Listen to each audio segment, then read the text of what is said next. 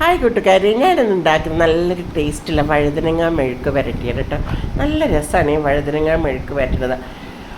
ചട്ടി അടുപ്പിൽ വെക്കുക, എന്നിട്ട് നമ്മൾ കടുകെടുത്തിട്ട് കടുക് നല്ലോണം പൊട്ടിയതിന് ശേഷം ഞാൻ 250 ഗ്രാം വഴുതനങ്ങയാണ് എടുത്തിരിക്കുന്നത് കേട്ടോ.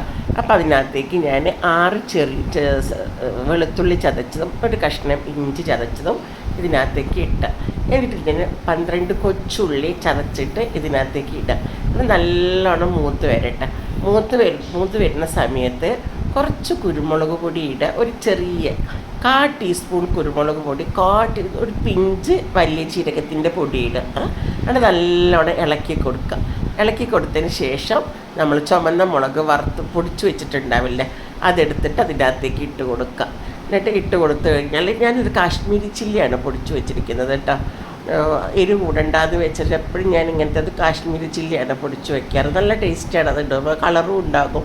അപ്പോൾ കുട്ടികൾക്കൊക്കെ ഇഷ്ടമാകും കളർ ഇങ്ങനെ കാണുമ്പോൾ. എരിവും കുറവാണല്ലോ, അപ്പോൾ അവർ കഴിക്കുമ്പോൾ അവർക്ക് ആ മുളക് കൂട്ടി കഴിക്കാമല്ലോ. പിന്നെ എന്നിട്ട് അതിനകത്തേക്ക് അരിഞ്ഞ് വെച്ചിരിക്കുന്ന, കഴുകി വെള്ളത്തിലിട്ട് വെച്ചിരിക്കുന്ന ഈ വഴുതനങ്ങ ഇതിനകത്തേക്ക് ഇടുക. ഇട്ടിട്ട് ഉപ്പോട്ടിട്ട് നന്നായിട്ട് ഇളക്കി കൊടുക്കുക. വെള്ളം ശകലം പോലും ഒഴിക്കാതെ ഇതിനകത്ത് തന്നെ കിടന്നിട്ട് ഇങ്ങനെ വെന്ത് വരണം. ഭയങ്കര ടേസ്റ്റാണ് ഈ മെഴുക്ക് പുരട്ടി.